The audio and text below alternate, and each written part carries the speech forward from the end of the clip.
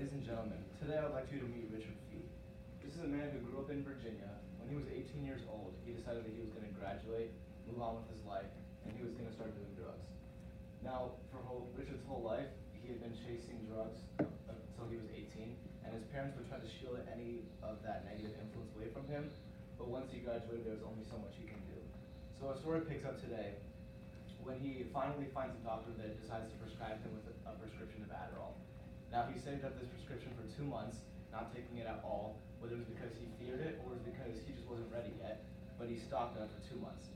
And the day that he finally decided to take the first pill, it took him 1 week to go through the medicine that he had saved up for 2 months, because that's how addicting it was for him. Now, what he said was that the come down was too immense from the drugs. After he had so much amphetamine stored up in his blood from 1 week, the come down was too physically immense, and it was impossible for his brain to psychologically come down from that much drugs. So as a result, he hung himself, and his parents found him dead after the 1 week binge that he went through. So today, I'm going to be talking about the effect of Adderall on adolescents. I will be persuading you to reconsider before getting a prescription for ADHD for yourself or for your child. And I'll be doing this in 3 easy steps. The first one would be the positive effects of Adderall, the second one would be the negative effects of Adderall, and the last one would be why each case varies and why each case is unique. So for families who have children with ADHD, I believe they deserve a far more even-handed assessment of the possible risks and side effects. Moving on to the overview, quickly we'll explain here. First, we'll have an intro slide, a title slide, an overview slide. We'll be having a main point slide, and then we'll go on to point 1, and I'll give a quote from there. Point 2, I'll talk more about that one. Then on the 9th slide, we'll have addiction stats. Moving on, miscellaneous points. Then we'll have our last point, we'll explain that. We'll have one more visual, and then we'll have a conclusion. So, moving on to our main points. First of all, the positive effects of Adderall. Next, the negative side effects of Adderall. And lastly, why each case is unique. So, 2 questions that you might ask are, what is ADHD and what is Adderall? These are both 2 very good questions that we will get into. So, ADHD is attention deficit hyperactivity disorder, and a lot of people might think they have this. Basically, you might say that it's hard for you to keep a steady train of thought or to focus all of your time span, your attention span onto one thing for longer than a short period of time. So, Adderall is made of the chemical compound combination of dextroamphetamines and levoamphetamines, and this perfect balance is what creates the stimulant feeling that is addicting to most people. Now, this drug is classified as an amphetamine, which is a stimulant, and the goal of it is to increase the focus span. So, a quote from scholarshipspace.jcc.education.com, and then one from Drug Abuse, the same study. So they say here, our study summarizes the properties and applications of these chemical compounds. Ritalin, methylamphetamine, which is what's found in Ritalin, a similar drug to Adderall, and dextroamphetamines.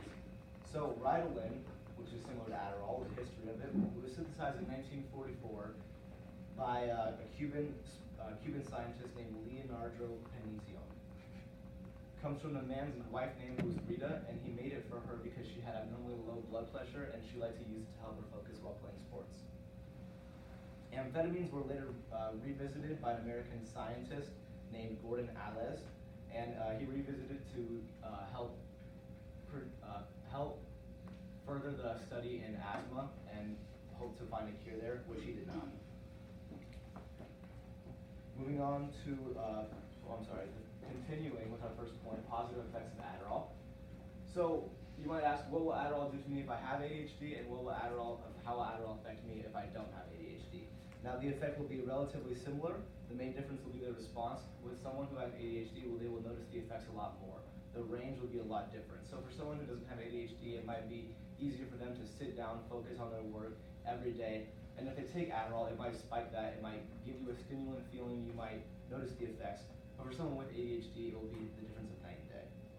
So we'll talk about this more later, but someone with ADHD might need the drug, but it's a lot of mights. It's very, very low chance that someone needs the drug, but there's a very high chance that it will help anyone. So if that makes sense, it will affect anyone who takes it in a short way, but the big effect will only come with people who have ADHD. That's the main difference. So moving on to my next point, we're going to be talking about some of the negative effects here. So we have a lot of side effects for the first point, and a lot of these can include anxiety, depression, emptiness. When someone comes off of the drug, which is when the side effects are reported, when the drug is wearing off,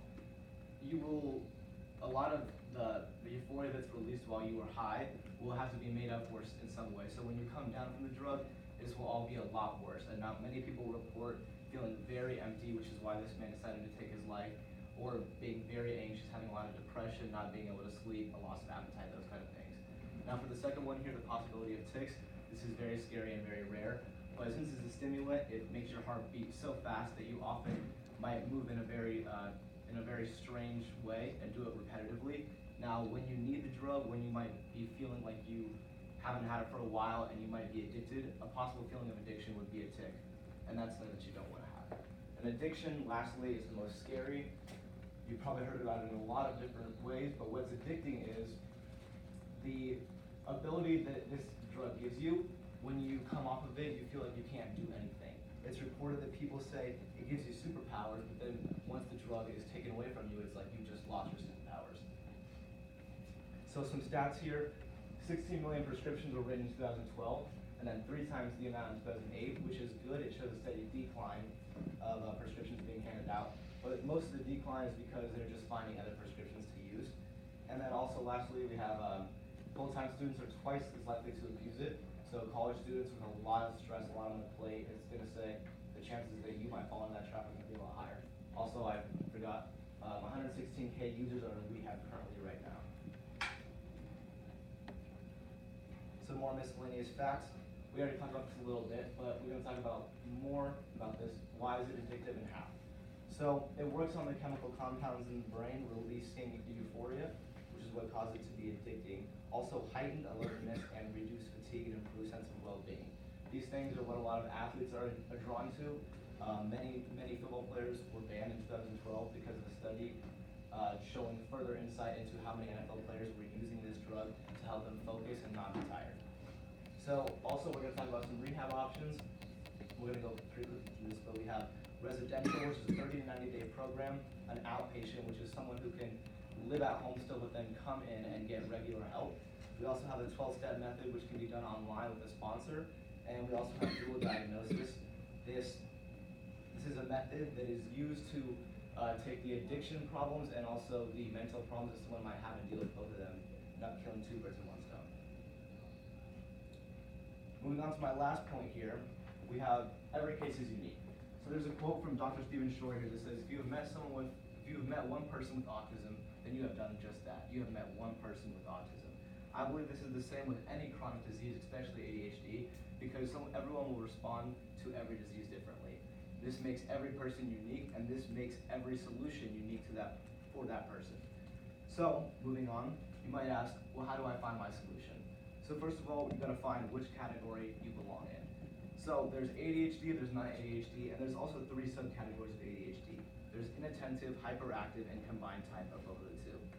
Now we can't go too further into these details, but there's also, in those ADHD, you might need a different medication for each one, and then without ADHD, you don't need a medication for that one. So find what's best for you. And to get to the persuasive part of the speech, I want to persuade all of you to think about what category you see yourself in and how you can find a cure to those problems. If you feel like you are always tired and you can never keep a straight thought, then you might want to look further into it, but if not, I would recommend staying away from these dangerous drugs. So here we have a visual. This one's going to be a chart explaining the duration of withdrawal symptoms for Adderall. So it'll say in the first 1 to 2 days you might have some sleep problems, eating problems, but then as it's going to go farther and farther, the last 3 to 6 weeks you're going to have a lot of mental problems, a lot of physical fatigue. So going to my conclusion, it may seem for a while that your world is flipped upside down in the beginning stages of taking Adderall, but I promise you that Adderall will bring many more problems into your life that you could have never imagined before, and I would recommend staying far, far, far away from these drugs if possible.